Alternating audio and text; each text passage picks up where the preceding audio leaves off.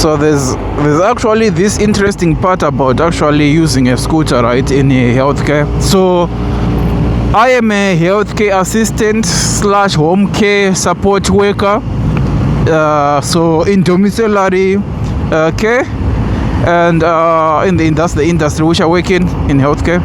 So just visiting people in different houses, right? And I use a scooter for my job, right? I've been using a car for some time, right? I started by actually using my feet, so as Adam, walking like Adam. And then I went to a bicycle. After a bicycle, I managed to get fortunate enough to buy a car. The car saved me almost 2 years and 2 years and a half.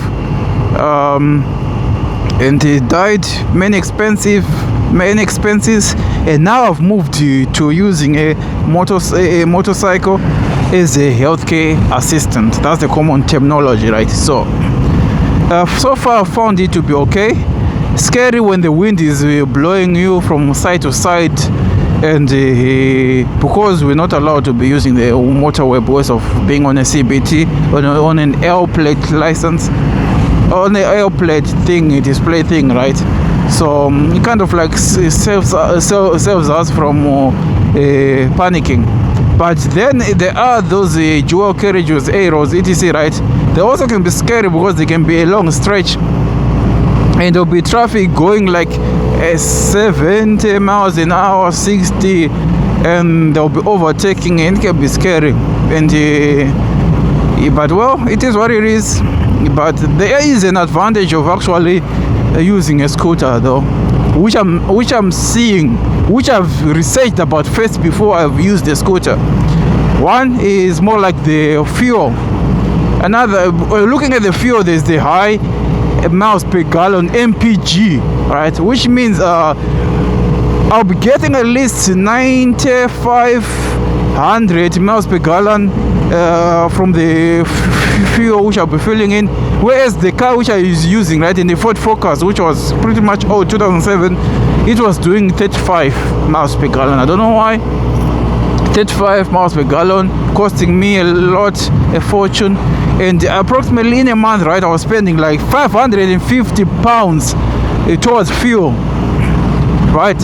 And I can actually estimate, like, in a day, right, I'll be spending at least 20 pounds. If I put it to be favorable, right, I can say 18 pounds in a day towards fuel on my job.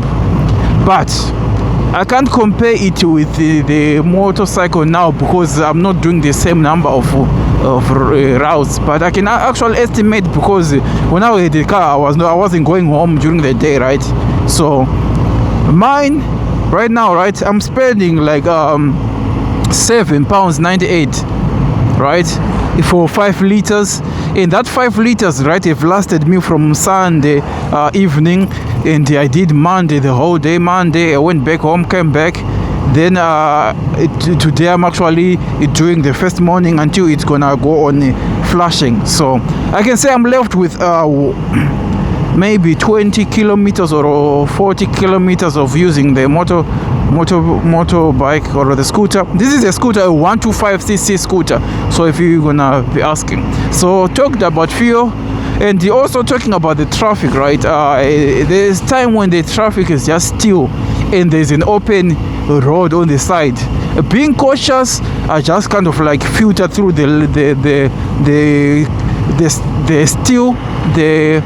constant, how can I say, the traffic which is not moving, or the traffic which is moving, at least more like 5 miles an hour. It's more like stationary, right? Then I can filter through easily, and making sure I scan that there's a space. That's another advantage of it. I think there's a lot, but there's also cons to it, because if it rains, right, and you don't have gear, well, you're pretty much gonna get wet. Thank God, when I was walking those days, right, I bought this coat, right, and it helped me a lot when I was walking in my walking days. And wearing it right now, it protects me from the cold air which is blowing against me. I've got a helmet which I bought. Those are the things which I bought at first. Then the gloves, it's kind of like expensive, right? The gloves, they're waterproof, they'll protect me in case if I fall. And I've got my boots which I bought ages ago. kind of like close to waterproof, and they're kind of like almost still hard.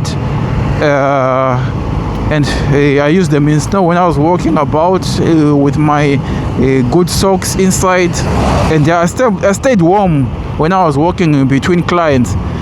And yeah, I think I will say more over time if I tend to see other advantages of actually using a scooter, right?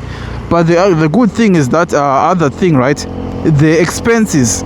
So if I tell you, right, me, right, because I don't have experience riding a scooter, I'm paying more like 300 to 400 a year towards my insurance, right?